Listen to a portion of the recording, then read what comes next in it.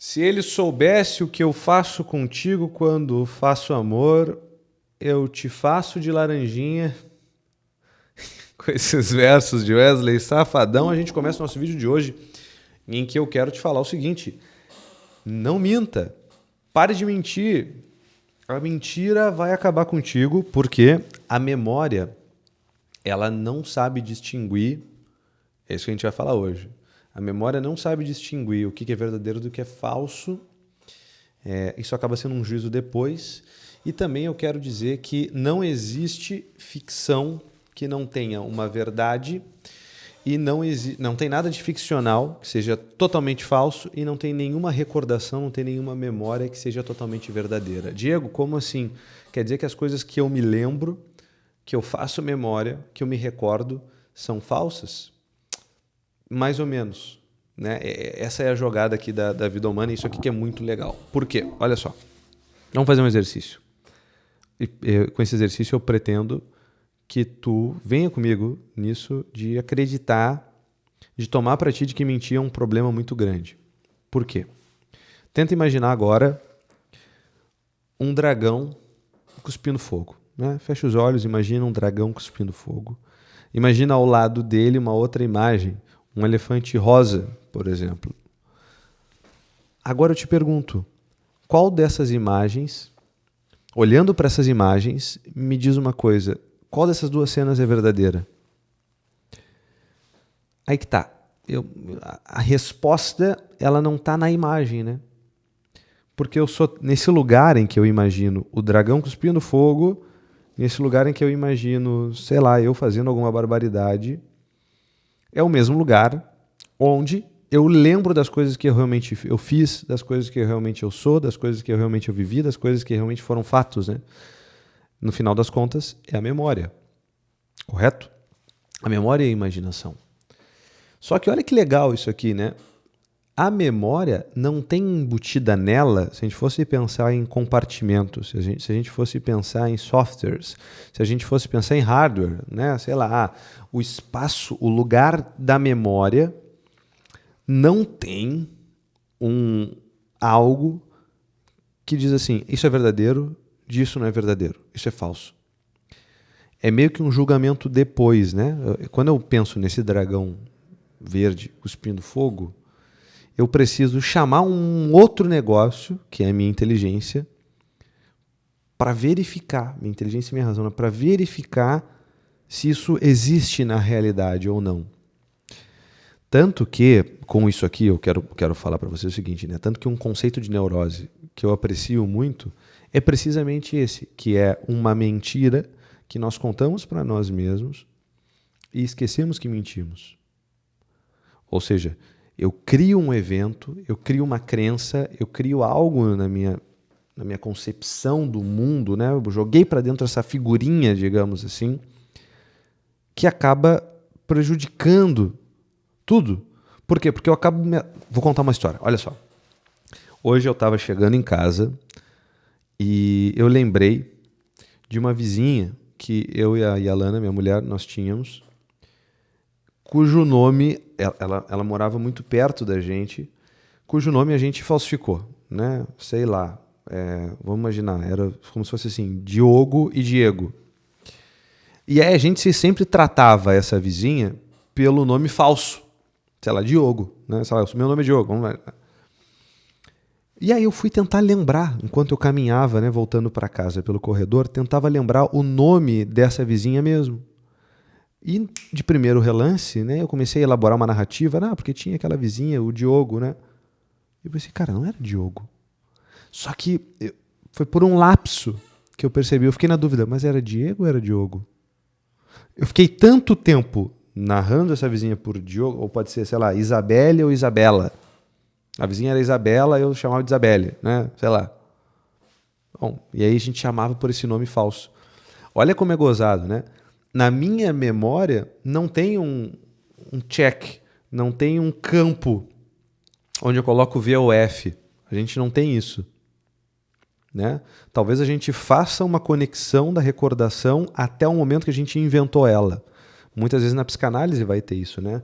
Tu faz uma retroatividade, uma regressão até o momento que tu mentiu. E é que eu chamo da psicanálise de ser um grande num polígrafo, né? Tu volta até aquilo, já identifiquei a mentira, identifiquei eu mentindo.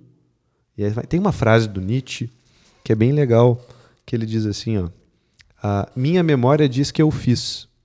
Meu orgulho diz que eu jamais poderia ter feito. Então minha memória cede. Olha que legal, né? O orgulho enquanto esse problema que acaba sujando, intoxicando a nossa memória. Minha memória diz que eu fiz uma coisa muito feia. O meu orgulho diz, não, Diego, tu jamais faria uma coisa dessa. E a minha memória cede. Eu sobrescrevo isso como, não foi assim. Onde é que a gente vê isso claramente? Briga de casal, por exemplo, né? Cada um tem uma versão, depois quando os dois vão lavar roupa suja de novo, né? Daquela história. Só que olha que legal. Não tem nenhuma ficção que seja totalmente falsa e não tem nenhuma recordação que seja totalmente verdadeira. Por quê? Sei lá, lembra o que tu estava fazendo na 5ª série, no primeiro dia de aula. Tem uma série de elementos que para tu poder compor essa cena, para tu poder compor essa narrativa, por exemplo, a cor da camiseta que tu estava usando, tu vai ter que meio que inventar, né? Tu não vai estar na tua memória, tu não vai estar usando uma camiseta de cor desconhecida. Não, tu vai estar usando uma camiseta de alguma cor. E a tua imaginação vai fazer esse papel de preencher. Olha que legal, né? A nossa imaginação ela faz isso, ela preenche as nossas recordações com coisas que a gente não prestou muito atenção, né? Só que olha que legal, isso aqui dá um grande poder para nós de contar a nossa história de um determinado modo. Por exemplo, uma pessoa deprimida, a imaginação dela vai tender a preencher esses espaços dos quais ela não lembra muito bem com coisas ruins, com coisas negativas.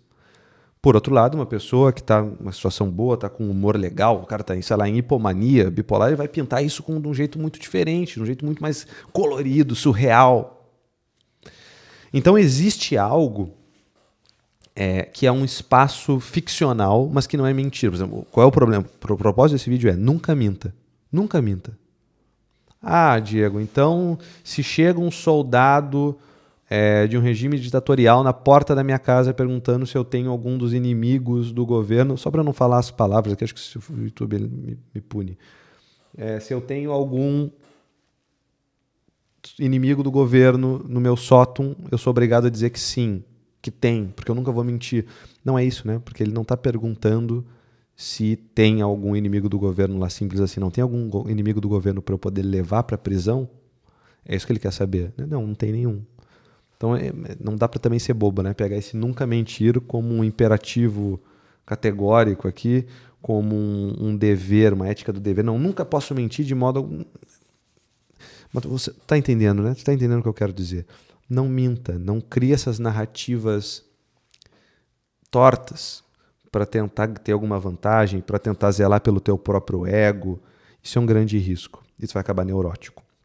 Por outro lado, aquele espaço em que a imaginação permite que tu aja, ou seja, na minha recordação, tem coisas que eu não sei. Por exemplo, a intenção. Por exemplo, alguém me contou alguma coisa, um segredo de alguém. Eu não sei qual era a intenção dessa pessoa, né? Isso é algo que a minha imaginação vai ter que dar conta. A minha imaginação, ela pode ir para um lado do tipo, é uma pessoa traíra, infiel, me contou isso. Ou a minha imaginação pode ir para uma coisa, não, porque aquela pessoa se preocupava com o sujeito que contou o segredo e sabia que eu me preocupava, por isso que ela me contou, foi por preocupação. Então percebe que, muitas vezes, até sobre a intenção do outro, tem um espaço que a nossa imaginação vai ter que preencher para poder compor aquela narrativa. E eu posso, portanto, escolher se eu vou querer contar isso de um modo mais puro, mais limpo, mais benévolo, ou olhando, pintando o mundo de um modo mais cinza, de um modo mais obscuro. Tá isso, né? É isso. Então, a minha imaginação ela tem essa função de reconstruir coisas que não ficaram bem na minha memória. Porque eu lembro de coisas, né? Isso eu lembro. Eu lembro exatamente que era dessa cor. Eu lembro que era exatamente desse jeito. Eu lembro exatamente da minha intenção nesse caso. Mas eu não sabia qual era a intenção daquela pessoa. O que me convém mais contar aqui? Que aquela pessoa tinha uma intenção perversa, que ela tinha uma intenção ruim e tal? Não. Convém que ela... talvez seja uma tola, talvez ela seja só burra. Aqui entra a imaginação, o bom uso dela. Para isso que a gente tem que formar também bem a nossa imaginação, ter elementos, ter repertório. Aí entra tudo aquilo, né? Porque ler os clássicos, tem vídeo aqui no canal também. onde eu estimulo. Todos os vídeos aqui eles têm uma essência de algum modo. Mas no frigir dos ovos é isso, não minta. E quando tu não lembra de alguma coisa, a tua imaginação vai precisar preenche com coisa boa, preenche com coisa que convém. Não deixa sair do teu coração esse preenchimento podre nessa história. Preenche de um modo que convém, de um modo bom, de um modo benévolo. Tenta procurar a virtude. Acho que é isso. Eu gostei dessa frase, né? Minha memória diz que eu fiz. Meu orgulho diz que jamais poderia ter feito. Minha memória, então, cede. Então, no final das contas, é isso. Né? Seja humilde, que tu não vai correr esse risco. Acho que é isso, pessoal. Nenhuma imagem carrega em si o selo de verdadeiro ou falso. É o juízo que a gente coloca depois. Curtam esse vídeo, se inscrevam no canal, é importante, comentem aqui embaixo. Eu acho que esse vídeo aqui, eu gostei muito dele. Provavelmente esse é um daqueles vídeos que não vai dar muita view, aqui eu acho. Os vídeos que eu gosto de fazer, geralmente eles ficam meio chumbrega. Mas eu gostei muito. Se tu também achou bom, compartilha com alguém, sei lá. Tá bom? Fiquem com Deus, não façam nada que eu não faria. E até a próxima. Tchau, tchau.